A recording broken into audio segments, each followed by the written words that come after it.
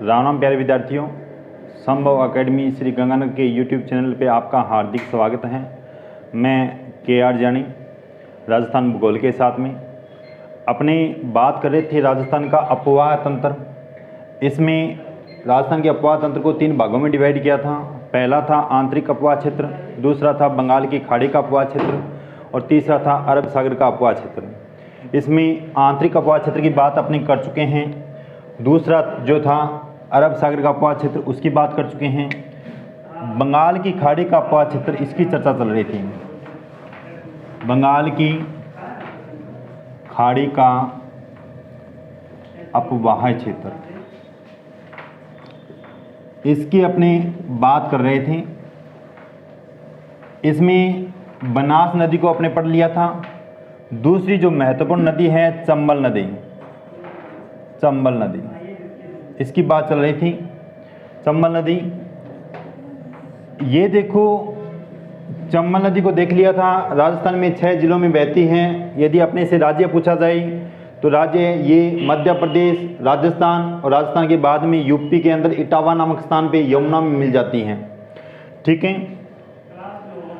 अब देखो राजस्थान में ये इस तरह से यहाँ एक नदी आती है यमुना। कौन सी नदी है? यमुना नदी। ये स्थान है यूपी में इटावा, इटावा यहाँ पर ये यमुना में मिल जाती है। इस नदी का नाम है चंबल नदी, चंबल नदी। ये नदी मध्य प्रदेश से निकल के आती है। ठीक है, जानापाव की पहाड़ियों से इसका उद्गम होता है। इसके बाद में ये चौरासीगढ़ के समीप, चौरासीगढ़ चित्तौड़गढ़ में राजस्थान में प्रवेश होता है और चित्तौड़गढ़ में बहते हुए चित्तौड़गढ़ बूंदी व कोटा की सीमा बनाती हुई आगे ये सवाई माधोपुर, करौली और धौलपुर, धौलपुर के अंदर बहती हुई आगे यूपी में यमुना नदी में चली जाती हैं। तो देखो साथियों, राजस्थान में ये 6 जिलों में बहती हैं। अपने बात कर रहे थे इस नदी पे बने हुए जो बांध हैं उनकी चर्चा चल रही थी। बांध, इस नदी पे मुख्य रूप से 4 बांध बने हुए हैं। 3 बांध हैं, 1 बैराज है। तो पहला बांध रहता है गांधी सागर बांध। गांधी सागर बांध ये मध्य प्रदेश में है, इसकी बात अपने कर ली थी। इसके बाद में बांध रहता है राणा प्रताप सागर बांध, राणा प्रताप सागर बांध, इसकी भी अपने बात कर ली थी। ठीक है, यहीं पे एक दुर्ग है बैसरौड़गढ़ दुर्ग, बैसरौड़गढ़ दुर्ग जिसे राजस्थान का वेलोर कहते हैं। और ये जो वेलोर है इस राजस्थान का वेलोर कहते हैं। और ये जो वेलोर दुर्ग है ये भारत में तमिलनाडु राज्य में पड़ता है। राणा प्रताप सागर बांध, इसकी बात की थी। भी सर्वाधिक बिजली का जो उत्पादन होता है वो यहीं से होता है 172 मेगावाट। कितना होता है? 172 मेगावाट। गांधी सागर बांध से, गांधी सागर बांध से बिजली का उत्पादन होता है 115 मेगावाट। इसके बाद में कोटा में एक बांध आता है, बांध का नाम है जवाहर सागर बांध, जवाहर सागर बांध। ठीक है साथियों, ये कोटा में है और ये जो जवाहर सागर बांध है इसे कोटा डैम के नाम से जाना जाता है, कोटा डैम के नाम से। ध्यान में रखना, यहाँ पे आगे कोटा बैराज भी है, कंफ्यूज मत हो जाना। कोटा बैराज अलग है, जवाहर सागर बांध को कोटा डैम के नाम से जाना जाता है। या इसे बोल सकते हो कोटा बांध, कोटा बांध। ठीक है, जवाहर सागर बांध को कहा जाता है कोटा बांध। इससे जो बिजली का जो उत्पादन होता है वो होता है 99 मेगावाट, 99 मेगावाट बिजली का उत्पादन होता है। देखो साथियों, कोटा बांध अलग है और एक नाम आता है कोट बांध। कोट बांध, कोट बांध अलग है। झुंझुनू के उदयपुर वाटी में एक बांध बना हुआ है सरजू सागर बांध। सरजू सागर बांध, इस बांध का नाम है कोट बांध, यानी सरजू सागर बांध को कोट बांध के नाम से जाना जाता है और ये झुंझुनू जिले में पड़ता है। कोटा बांध जवाहर सागर बांध को कहा जाता है, कोट बांध सरजू सागर बांध को कहा जाता है, जो झुंझुनू जिले में उदयपुर वाटी के अंदर है। ठीक है, इसके बाद में कोटा पे एक बिराज बना हुआ है, कोटा बैराज बांध। मैंने आपको इस नदी पे 4 बांध बताए हैं, जिनमें कोटा बैराज जो बांध है इसकी बहुत ही बड़ी विशेषता, जहां से अपना क्वेश्चन पूछा जाता है।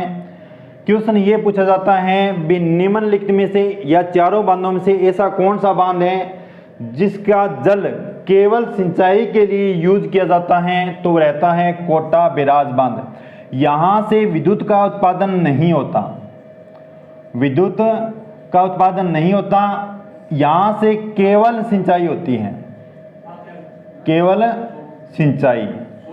ये ध्यान में रखना, कोटा बैराज से केवल सिंचाई होती है। ठीक है साथियों, ये मुख्य 4 बांध रहते हैं। इनका क्रम पूछ लिया जाता है, या तो देखो यहां से उद्गम होता है, उद्गम से ये जो संगम बिंदु है इटावा, यानी उद्गम से संगम बिंदु की ओर चलते हैं तो बांधों का क्रम क्या है।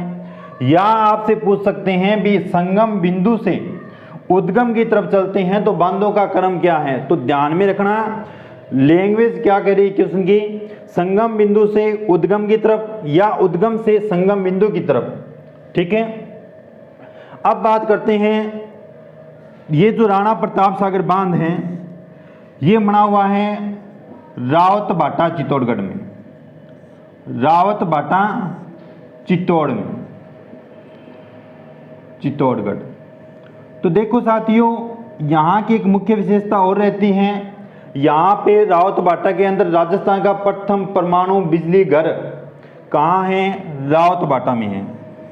राजस्थान का प्रथम परमाणु बिजली घर, राजस्थान का प्रथम परमाणु बिजली घर।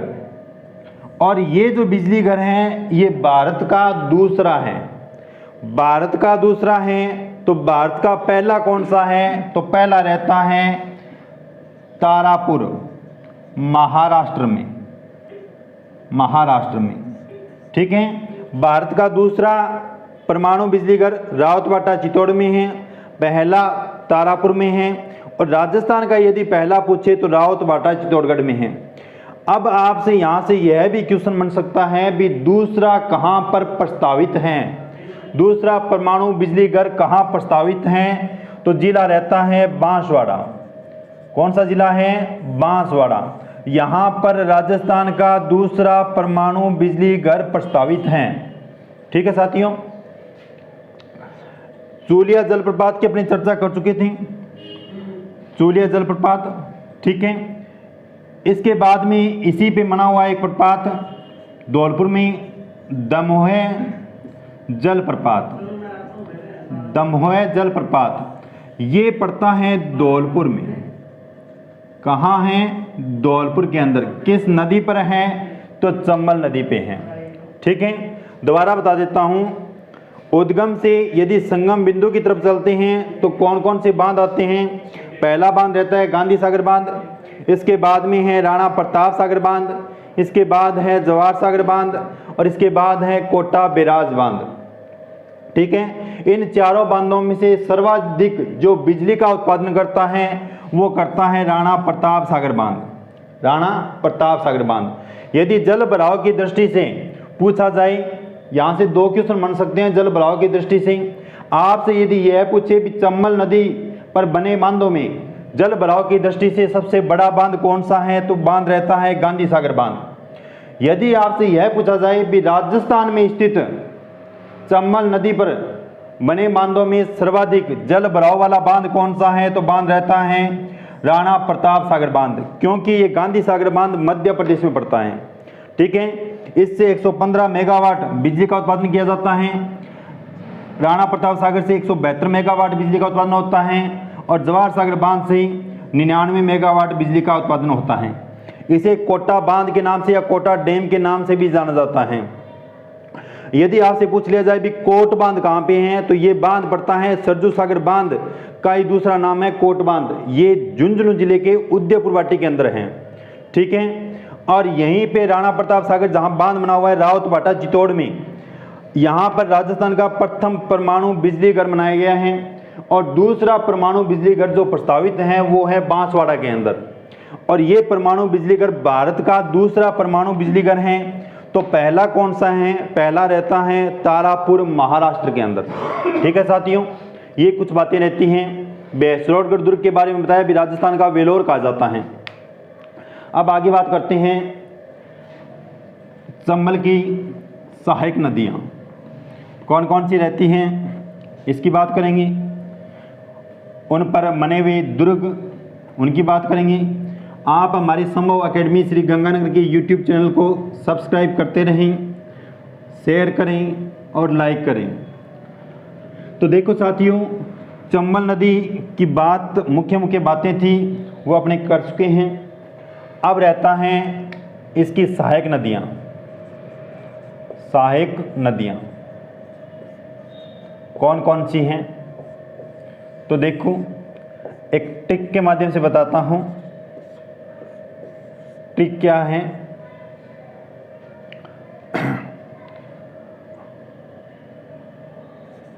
मां गुस्से में पापा ने आज काले घोड़े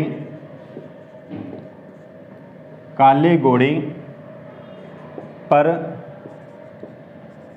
चाकू से बार बार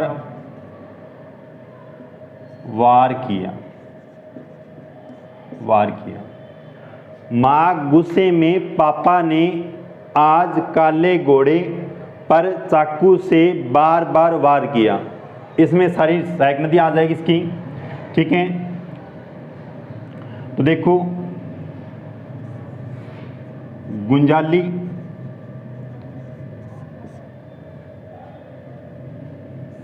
पार्वती, में से मेज नदी, ने से निवाज, आ से आहू या आ से आलनिया, का से काली सिंध या छोटी काली सिंध, घोड़े से घोड़ा पछाड़,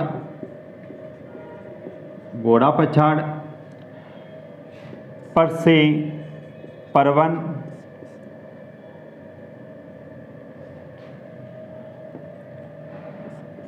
चा से चोली, कू से कुराल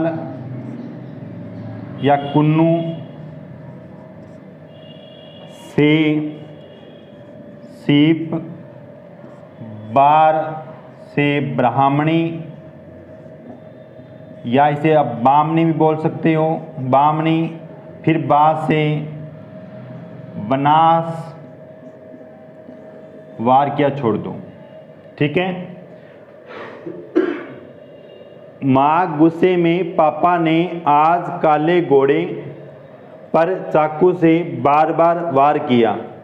गुंजाली, में से मेज, पा से पार्वती, ने से निवाज, आ से आलनिया और आहू, काले से काली सिंध या छोटी काली सिंध, घोड़े से घोड़ा पछाड़, पर से परवन, चा से चोली, कू से कुराल या कुन्नू, से सीप, बा से ब्राह्मणी और बामनी और फिर बा से बनास नदी।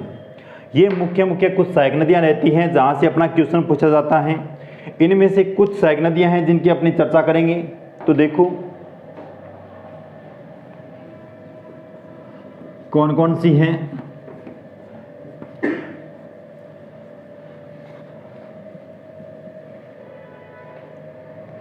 चंबल नदी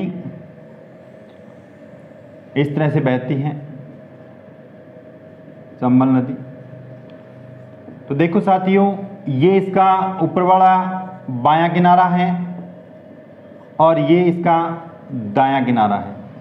ठीक है, तो पहला क्वेश्चन तो अपना यही बनता है भी चंबल नदी में बाएं किनारे से मिलने वाली सबसे लंबी सहायक नदी कौन सी है।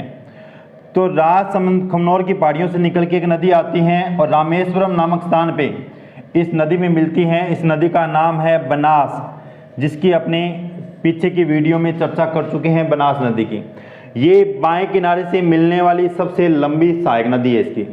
ठीक है, इसके बाद पूछा जाता है भी दाएं किनारे से मिलने वाली सबसे लंबी सहायक नदी कौन सी है। तो मध्य प्रदेश से एक नदी निकल के आती है। ठीक है, और इस तरह से बहती हुई झालावाड़ और कोटा के अंदर इस चंबल नदी में मिल जाती है। नदी का नाम रहता है काली सिंध नदी। कौन सी नदी है? काली सिंध नदी। कहाँ से निकल के आती हैं? मध्य प्रदेश से निकल के आती हैं। ठीक है, झालावाड़ के अंदर प्रवेश करती है। ये झालावाड़ की मुख्य नदी है झालावाड़ जिले में। इसके बाद में कोटा में जाती है और कोटा के अंदर ये नदी चंबल नदी में मिल जाती है। ठीक है, अब देखो साथियों, ये बनास नदी बताया मैंने आपको, सवाई माधोपुर के अंदर मिलती हैं। यहीं से एक नदी, जिस नदी का नाम है कुराल, कुराल नदी। ठीक है, बेलवाड़ा से निकलती हैं, उपरमाल से, उपरमाल से निकलती हैं और ये कोटा के अंदर चंबल में मिल जाती है। इसी की सहायक नदी है, बेलवाड़ा से निकलती हैं, बेलवाड़ा के अंदर ही इस कुराल नदी में मिल जाती है। नदी का नाम है मेज नदी। ये नदी बिजोलिया से निकलती है, मेज नदी। बेलवाड़ा बिजोलिया से इसका उद्गम होता है और कुराल नदी के अंदर चली जाती हैं। इसी मेज की सहायक नदी रहती है, बेलवाड़ा से निकलती है। नदी का नाम है मेनाल। क्या नाम है? मेनाल। इस नदी पे एक जलप्रपात बना हुआ है जिसका नाम है भीमलत जलप्रपात। भीमलत जलप्रपात किस जिले में है? जिला रहता है बेलवाड़ा। कौन सा जिला है? बेलवाड़ा। यानी मेनाल नदी का उद्गम, ये मेज की सहायक नदी है, मेनाल का उद्गम बेलवाड़ा से ही होता है और बेलवाड़ा के अंदर इसी नदी पे भीमलत जलप्रपात बना हुआ है। तो आपसे पूछा जा सकता है कि भीमलत जलप्रपात राजस्थान के किस जिले में है? तो बेलवाड़ा में। किस नदी पर है? तो मेनाल नदी पे है। ठीक है साथियों, अब यहीं से एक नदी निकल के आती है, इस नदी का नाम है चाकण, चाकण नदी। ठीक है, चाकण नदी। और इसी नदी पे एक बांध बना हुआ है, चाकण बांध, चाकण बांध। बहुत बार पूछा जाता है भी चाकण बांध राजस्थान में किस जिले में है? तो बूंदी जिले में है। कौन सा जिला है? बूंदी नदी। कौन सी नदी पे है? चाकण नदी पे। चाकण किसकी सहायक नदी है? तो चंबल की सहायक नदी है। ठीक है साथियों, इसके बाद अपनी बात करते हैं काली सिंध नदी। ये मध्य प्रदेश से निकल के आती हैं और मध्य प्रदेश में झालावाड़ के अंदर प्रवेश करती हैं। इसके बाद ये आगे चंबल में चली जाती हैं। ठीक है, इसका उद्गम होता है विंध्याचल पर्वत से, विंध्याचल पर्वत। अब देखो, इसी की सहायक नदी है जो मध्य प्रदेश से निकल के आती हैं। नदी का नाम है आहू, आहू।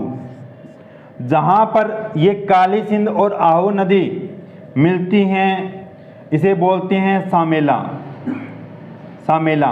और यहाँ पे एक दुर्ग बना हुआ है जिस दुर्ग का नाम है गागरोन का दुर्ग, गागरोन दुर्ग। और इस दुर्ग को जल दुर्ग की संज्ञा दी गई है। जल दुर्ग, गागरोन दुर्ग, गागरोन दुर्ग।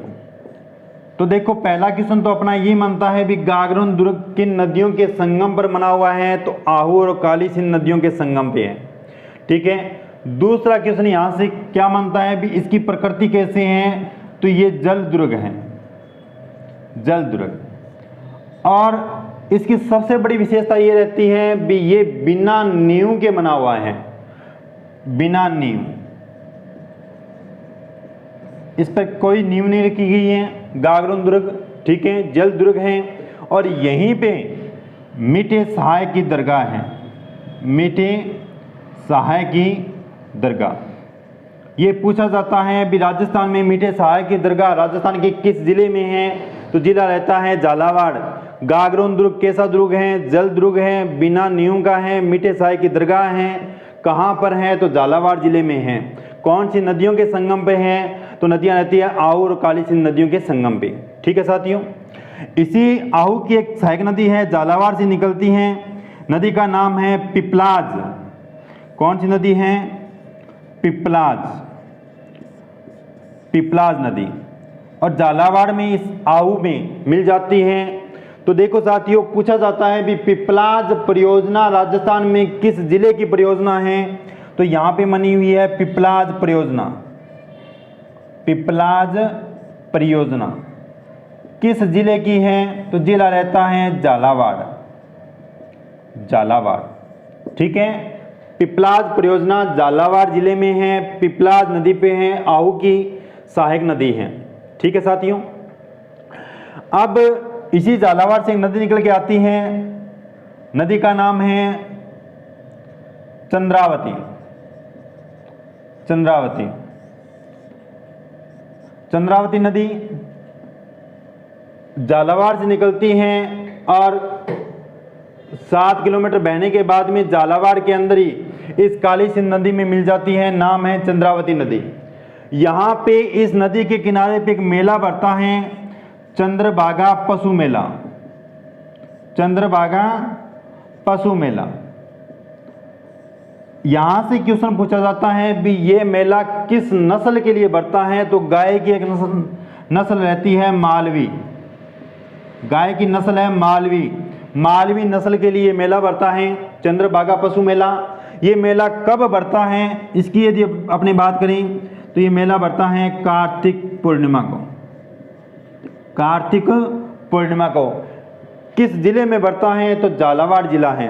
अब देखो साथियों, कार्तिक पूर्णिमा को 3 फेमस मेले हैं, चंद्रभागा पशु मेला, कोलायत बीकानेर के अंदर भी मेला बढ़ता है कार्तिक पूर्णिमा को कपिल मुनि का, और एक पुष्कर के अंदर मेला बढ़ता है पुष्कर मेला, वो भी कार्तिक पूर्णिमा को बढ़ता है।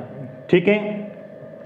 इसके बाद अपनी बात करते हैं पार्वती नदी, पार्वती नदी।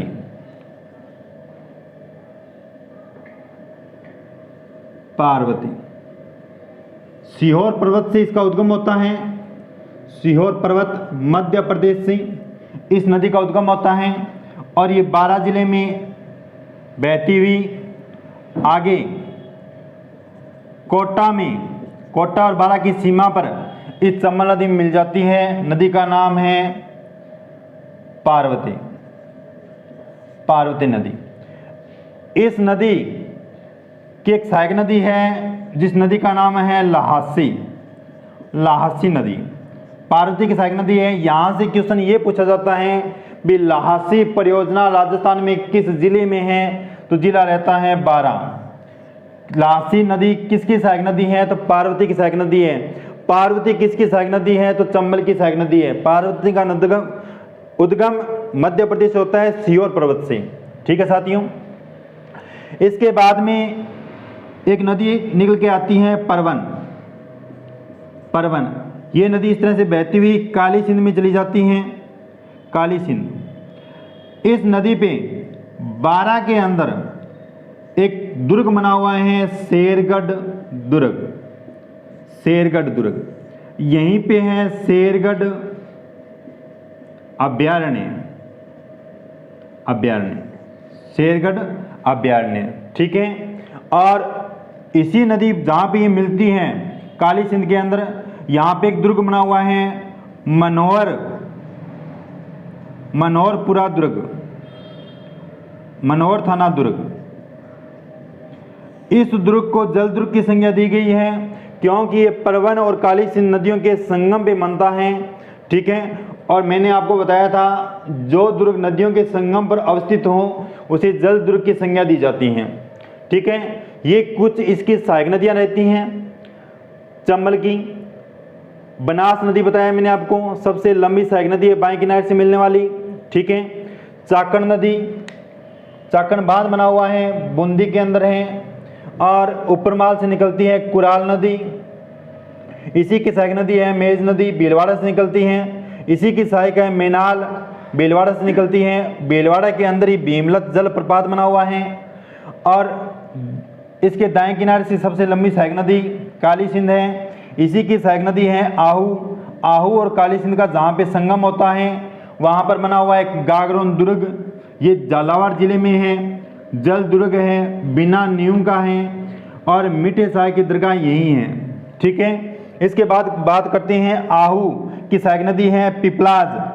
पिपलाज परियोजना जो है वो इसी नदी पे बनी हुई है, झालावाड़ जिले की परियोजना है, ठीक है।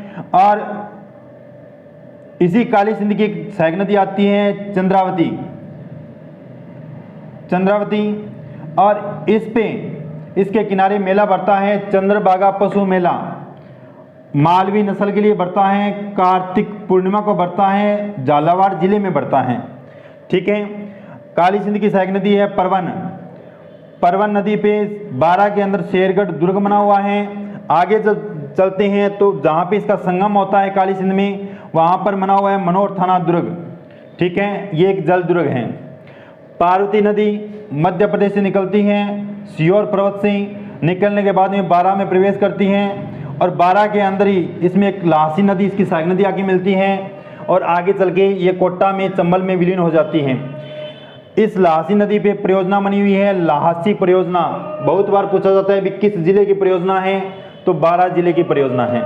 ये थी इसकी सहायक नदियाँ। अब अपनी बात करते हैं कुछ फैक्ट जो पूछे जाते हैं नदियों से संबंधित जो बातें रहती हैं, कौन कौन सी हैं। देखो साथियों, इस चंबल नदी पे कोटा के अंदर हैंगिंग ब्रिज का निर्माण किया जा रहा है जो ईस्ट वेस्ट कॉरिडोर का हिस्सा है। ईस्ट वेस्ट कॉरिडोर का हिस्सा है हैंगिंग ब्रिज। हैंगिंग ब्रिज का निर्माण कहाँ किया जा रहा है, तो कोटा के अंदर। किस नदी पे किया जा रहा है, तो चंबल नदी पे। और ये जो है ये ईस्ट वेस्ट कॉरिडोर का हिस्सा है। ईस्ट यानी असम सिलचर से लगा के और वेस्ट गुजरात के पोरबंदर तक इस तरह से यहाँ से NH 27 गुजरता है, ठीक है। इसका हिस्सा माना जाता है ये हैंगिंग ब्रिज जो कोटा में बन रहा है, चंबल नदी पे बन रहा है, ठीक है। और ये जो नदी है चंबल नदी, ये वाटर सफारी के लिए फेमस है। वाटर सफारी के लिए फेमस है, ठीक है। सर्वाधिक स्थायी जल वाली नदी कौन सी है, तो चंबल नदी है सर्वाधिक स्थायी जल वाली नदी, स्थायी जल वाली नदी, ठीक है। इसके बाद अपनी बात करते हैं, एक नदी आती है गंभीर नदी। गंभीर नदी, तो देखो साथियों, नदी है गंभीर नदी। गंभीर नदी की यदि अपनी बात करते हैं तो 5 धाराएं हैं, ठीक है। कौन कौन सी, एक धारा आती है अम्मा, दूसरी धारा है मानसी, तीसरी है भद्रावती, बरखेड़ा और बेसावर। बेसावर ये धाराएं इस तरह से मिलती हैं कौन से ज़िले में? तो करौली ज़िले में। कौन से ज़िले में? करौली ज़िले में। और इन धाराओं के मिलने के बाद में इसका नाम हो जाता है संयुक्त रूप से गंभीरी, गंभीर नदी। ठीक है, सॉरी, गंभीरी नदी। और यहीं पे धाराओं जहाँ पे मिलती है यहाँ पे बांध बना हुआ है, पांचना बांध। कौन सा बांध है? पांचना बांध। कहाँ पर है? करौली में। करौली के बाद में नदी धौलपुर और भरतपुर में बहती हुई यमुना में मीरपुर नामक जगह पे मिल जाती हैं। यमुना के अंदर मीरपुर नामक जगह पे मिल जाती हैं। राजस्थान में कौन कौन से ज़िलों में बहती हैं? तो ज़िला रहता है करौली, करौली के बाद में है धौलपुर, धौलपुर के बाद में है भरतपुर। बेसावर, बरखेड़ा, भद्रावती, मानसी, अम्मा, ये 5 धाराएं हैं। इनके मिलने के बाद में एक संयुक्त धारा बहती है जिसे जाना जाता है गंभीरी नदी के नाम से। ठीक है, और यहाँ पे जहाँ पे धाराएं मिलती है यहाँ पे बांध बना हुआ है, पांचना बांध, क्योंकि 5 धाराओं का मिलन स्थल है इसलिए इसका नाम दिया गया है पांचना, पांचना बांध। और ये करौली के अंदर है। इसके बाद में ये धौलपुर में जाती है, धौलपुर के बाद में भरतपुर में, और आगे यूपी के अंदर मीरपुर नामक जगह पे यमुना के अंदर विलीन हो जाती है। नदी कौन सी है? गंभीरी।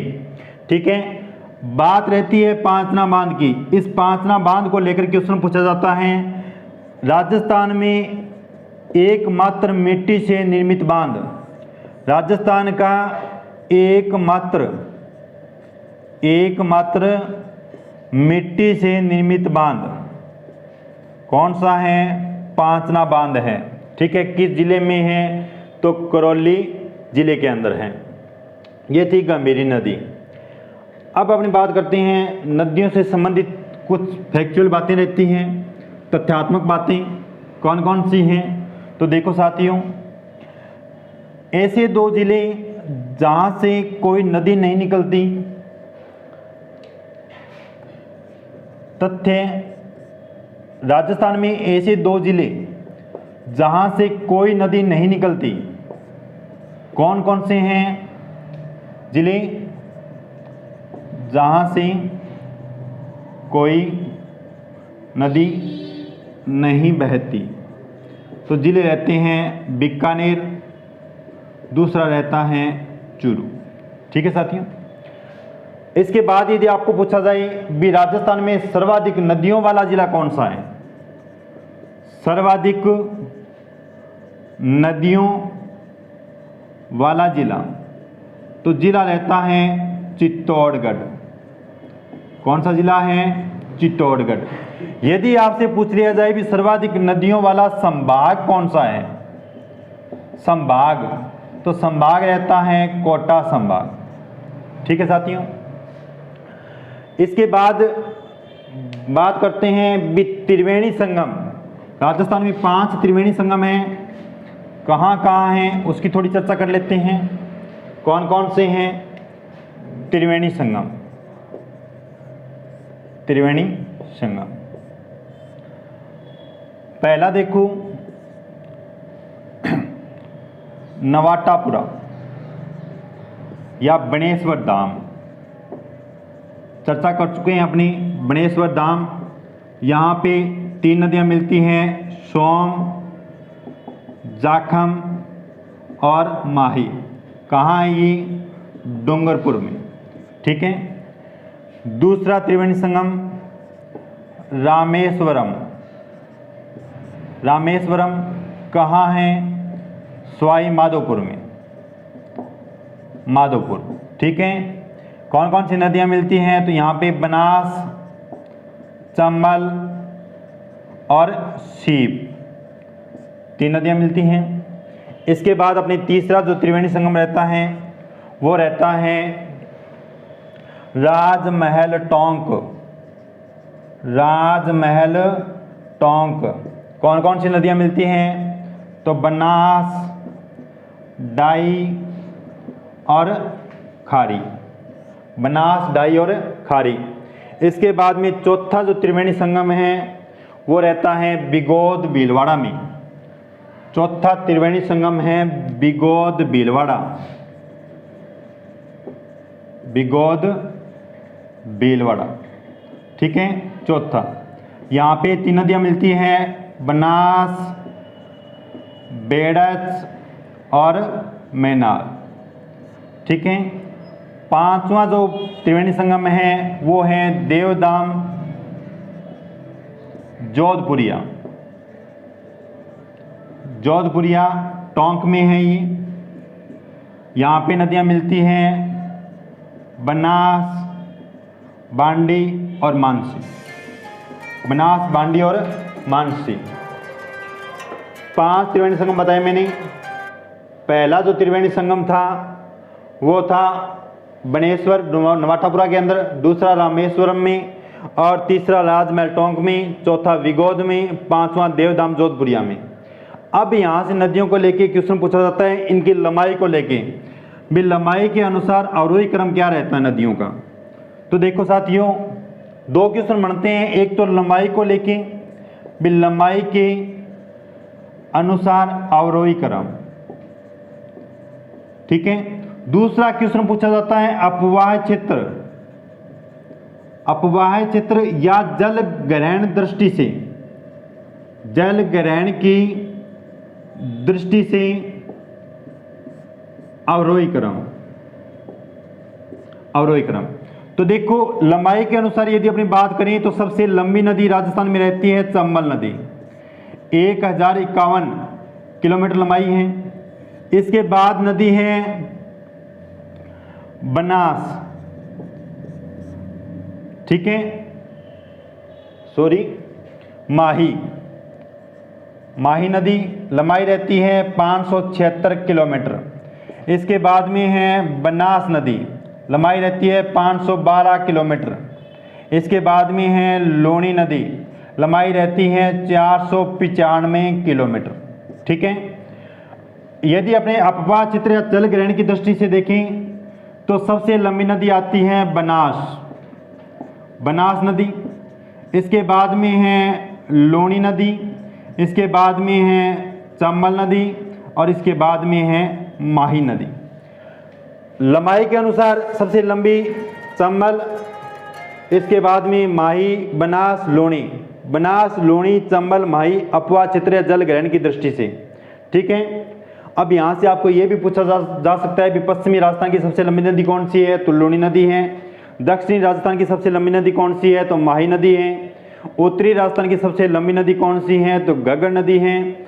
और पूर्वी राजस्थान की सबसे लंबी नदी कौन सी है, या राजस्थान की सबसे लंबी नदी कौन सी है, तो चंबल नदी है। यदि आपसे पूर्णतः बहाव की दृष्टि से सबसे लंबी नदी पूछी जाए राजस्थान की, तो बनास नदी है, ठीक है। आप हमारी संभव अकेडमी श्री गंगानगर के यूट्यूब चैनल को सब्सक्राइब करें, लाइक करें और शेयर करें। Thank you.